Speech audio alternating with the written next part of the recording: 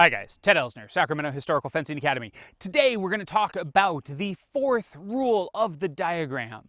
Now, before we get started in this rule, I should mention, translating this particular rule is a giant pain in the butt. I have no less than 4 different translations from 4 different people, and all of them are different, but they all generally agree. So the material that we're going to present today is based upon kind of a consensus arrived at from all of them. If you want to have a debate about what our translations were and how we're using it, hey, that's okay. Throw them down in the comments and we'll be happy to talk about them. Otherwise, if you can, hit that like button, subscribe, and follow us on Facebook. Let's get going. Let's get into it. So let's look at the fourth rule of the Rostock. The fourth rule of the diagram. If you have made a mistake or are fooled by your opponent and may be wounded on the crown of the head, dempfen, Ruckheüwen, make you sound if you are quick with them. If you are drawn out of the ring, find the next line behind the sword with cuts up and down, then you can come to work again. So there we have the translation. Like I said, it is difficult, but we're going to do our best. So the first part of it, the consensus that we come to it is that we've been led astray, we've been deceived, we've somehow been confused.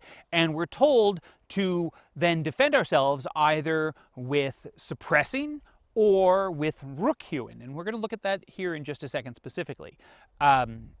So let's see kind of how that goes. Now, the first one we're going to start with is the Ruckheüwen. The Ruckheüwen actually is a short edge beat that occurs especially as a result of a disengage. Now, that might be one that we've done or that our opponent has done. So if I disengage underneath from a bind, if I pull my sword and come back in with it, or if my opponent, Jeff in this case, seeks to avoid my initial bind and I have to respond to it, the Ruckheüwen is going to be the result that I want to give. So, to begin, Jeff is standing. He's threatening me with his point. I'm going to want to put my sword on top of that, okay? And as I strike in for it, he's going to do a disengage underneath. So I need to do my Ruckheüwen, my strike with the short edge, which is going to be, rather than just a beat with the tip, a actual shifting over of my blade and then turning the long edge in. So, done with a little bit more speed, I go into strike, he changes under, I'm going to strike and get my point on line. I've gained my bind, I press so that I'm in that outer circle, and I can affect him directly within, okay?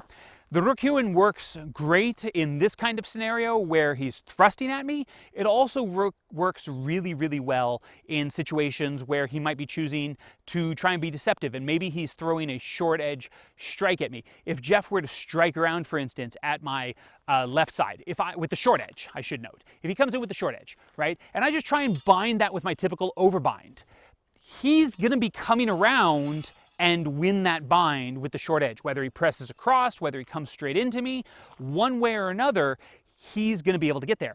On the other hand, if he's striking in with that short edge, and I strike with my own short edge strike, I can actually dominate that. Now you'll notice at this point that it looks like I'm doing a crump, because I'm basically doing a crump, right, without a stepping. Pop, that short edge strike. And once I have that, then the long edge wound back in and strike. So we find that our short edge strikes, this Ruckheüwen, works great for moments of deception, whether it's that disengage or when he's attempting to be sneaky and come straight in with a short edge strike. So let's look at that one more time. If he comes in with a thrust, I strike in, short edge in, long edge on, press and thrust, strike, however it may be. And that covers that situation. But what about the other when we're told to suppress? Well, this works if he chooses to strike around. So if he cuts in at me and I go to parry and he strikes around, I want to then suppress down through his shoulder line, right? Down through that line where I'm going to gain control. So done a little bit more quickly, bam, right? Right down through. It's very similar in this case to putting the slice on him, except I don't have to take that step to close the distance, right? If I did it as a slice, I have to step, and then I have to step in, and I have to close. Or I can strike and strike right down through. That's going to be what gets us to the point we want. So when you found yourself being deceived. If they're threatening you with a short edge or a thrust, which are very similar, then the Ruckheüwen, that beat with the short edge, where we're moving our pommel across. It's not so much the point as the whole hand and pommel. We'll push them out of the way with our strong. We can turn the long edge in and finish our attack. Short edge, strike, thrust, whatever you prefer. It could even be a cut. We could do it as a cut. If he comes, thrust. If he comes in with a thrust, I change, I strike. It's very easy to come back with a cut from that as well. Any of the three wounders. Versus if he's going to strike in, that gives us kind of both the time and space to be able to do our suppressing. Okay, so that's the first part of the rule. The second part of the rule is going to be a situation where, rather than being deceived, we've been specifically pushed out of position. Right? And so then the diagram gives us the lines that we want to follow to get back to that point. All right, I'm going to look at the diagram just real quick to make sure that before I do these,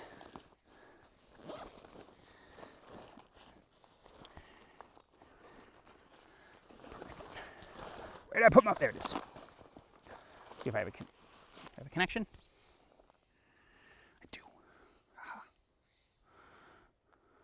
I just want to make sure, because it should be we should have the suppressing line. Yeah, we got the suppressing line. We have, cool. We have the lines I expected to be there. Not fun. Yeah, too much drinking. All right, so if he presses me out of,